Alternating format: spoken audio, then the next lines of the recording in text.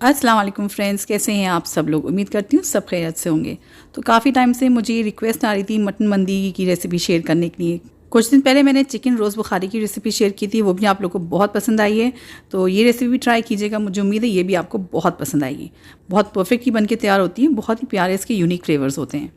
अच्छा, इस रेसिपी के लिए आपको कोई टेंशन लेने की ज़रूरत नहीं है कि आपको अवन चाहिए या फिर कोई और स्पेसिफिक यूटेंसिल्स चाहिए इसको पकाने के लिए।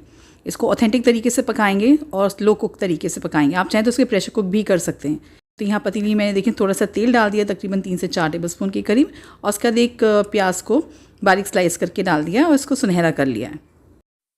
प्याज अभी गोल्डन ब्राउन होगी, फिर मैंने इसमें डाल दिया है गोश्त। अच्छा, मंदी में जो है ना गोश्त थोड़ा बड़े पीसेस में जाता है, तो यहाँ मैंने 1 किलो गोश्त लिया, तकरीबन ये 5 से 6 पीसेस हैं। आप यहाँ तो छोटे पीसेस ले सकते हैं, लेकिन ऑथेंटिकली मंदी तो पूरे बकरे की भी एक साथ बन जाती है, लेकिन वो हम घर पे तो नहीं बना सकते। हाँ, आप चाहें तो पूरी एक रान एक साथ पूरा एक बड़ा पीस लेके भी उसको पका सकते हैं। तो ये प्याज में ये मैंने गोश्त डाल दिया और इसको तकरीबन 5 से 6 मिनट के लिए इसको अच्छे से भून लेंगे। देखिए गोश्त का रंग बिल्कुल चेंज हो चुका है।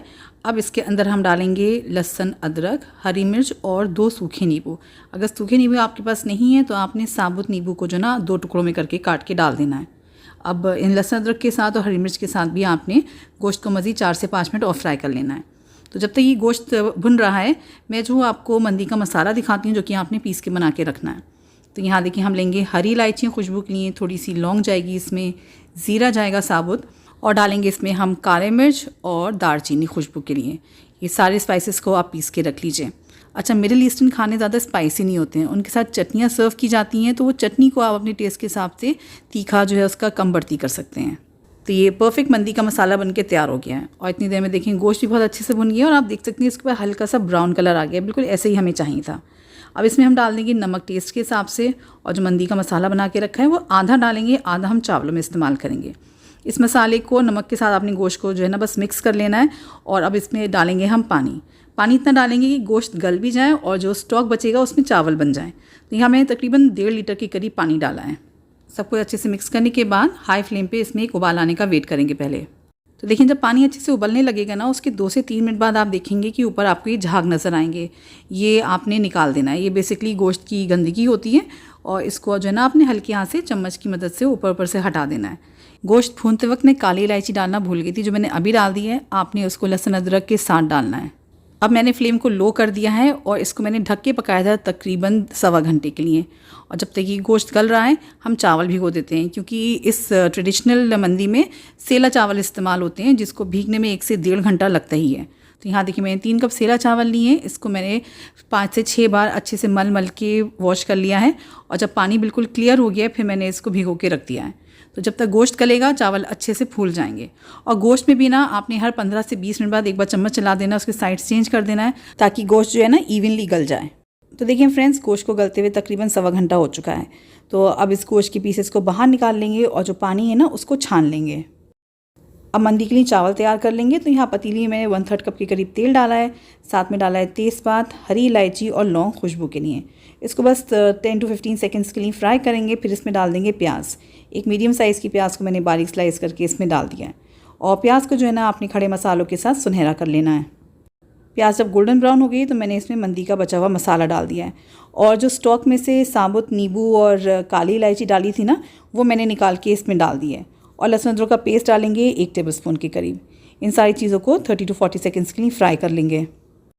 मसाले में से जब अच्छी खुशबू आने लगी तो जो मटन का स्टॉक था वो मैंने इसमें डाल दिया है, और साथ में 1 गिलास पानी और डाला है, क्योंकि मैंने जो 1.5 लीटर पानी डाला था वो उबलते उबलते जो है ना वो चावलों के हिसाब से थोड़ा कम हो गया था। 3 कप चावल हैं तो यहाँ पे मैंने 5 कप पानी डाला है। पानी को मैंने ढक दिया था। जब अच्छे से इसमें उबाल आ गया है तो जो चावल हमने भिगोए थे वो मैंने इसमें डाल दिए। चावल क्योंकि काफ़ी देर से भीगे हुए हैं तो आपने चम्मच काफ़ी हल्के हाथ से चलाना है, और सब कुछ एक बार मिक्स कर लें, और इस पॉइंट पे नमक चख लेंगे। मुझे थोड़ा हल्का लगा है तो मैंने यहाँ पे एडजस्ट कर लिया, आप भी अपने टेस्ट के हिसाब से एडजस्ट कर लीजिएगा। और इसको हम ढक के पकाएंगे मीडियम टू हाई फ्लेम पे तकरीबन 7 से 8 मिनट के लिए। और जब तक ये चावल पक रहे हैं ना, हम जो गोश्त है ना उसको थोड़ा सा फ्राई कर लेंगे। इस तरीके से इस पर खूबसूरत सा कलर आ जाएगा, तो आपको अवन की ज़रूरत नहीं पड़ेगी। क्योंकि पिछली बार जब मैंने रोज़ बुखारी बनाया था ना वो मैंने अवन में बनाया था, तो कमेंट्स आए थे कि अगर अवन नहीं है तो हम उसको कैसे ब्राउन करें। तो बस सिंपली आपने थोड़ा सा तेल डालना है पैन के अंदर, और चिकन हो या मटन हो उसको आपने एक एक पीस रख देना है, और हाई फ्लेम पर इसको आप गोल्डन ब्राउन कर लें दोनों तरफ से। देखिए प्यारा सा खूबसूरत सा कलर आ गया। इसको निकाल के एक प्लेट में अलग रख लेंगे।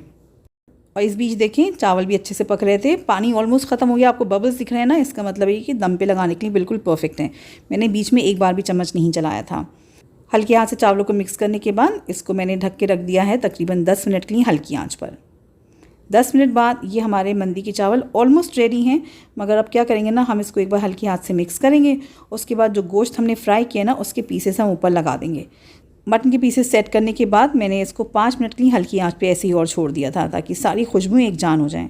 तो जब तक ये दम पे लगे हुए हैं चावल, हम मंदी की चटनी तैयार कर लेंगे। तो इसके लिए देखिए मैंने यहाँ पे टमाटर, हरा धनिया, लहसुन, ज़ीरा और हरी मिर्च ली है। अब मिर्च जो है ना, वो आपकी पसंद के हिसाब से, अगर आपको तीखी चटनी चाहिए तो आप इसमें हरी मिर्च बढ़ा भी सकते हैं। और नमक डाल देंगे टेस्ट के हिसाब से। और बिना पानी डाले आपने इसको पीस लेना है। बस ध्यान रखिएगा बिल्कुल बारीक पेस्ट मत बनाइएगा, हल्का सा मोटी दानेदार चटनी अच्छी लगती है मंदी के साथ। और इधर देखिए 5 मिनट बाद मैंने गैस बंद कर दी थी और आप शक्ल देख सकते हैं कितनी खूबसूरत लग रही है। खाने का दिल जाने लगा फिर से देख के इसको एडिट करते टाइम। और चावल आप देख सकते हैं एक एक चावल का दाना खिला खिला बन के तैयार हुआ है। और साथ में चटनी मैंने रख दी जो टमाटर की बनाई थी। अच्छा, यहाँ पे भी जैसे जिनको ज़्यादा तीखा पसंद होता है ना, उनको जो ना ये हरी मिर्च का पेस्ट जो है ना सर्व किया जाता है। बस हरी मिर्च को थोड़ा सा पानी डाल के पीस लीजिए, कुछ और मसाले नमक वगैरह नहीं डालने होते हैं। और ये देखें गोश्त देख सकते हैं आप, एक एक रेशा इसका कितना मुलायम है, अलग है, बिल्कुल परफेक्ट बन के तैयार हुई थी और खाने में इतनी मज़ेदार थी। तो आप रेसिपी ट्राई कीजिएगा, मुझे उम्मीद है आप लोग को बहुत पसंद आएगी।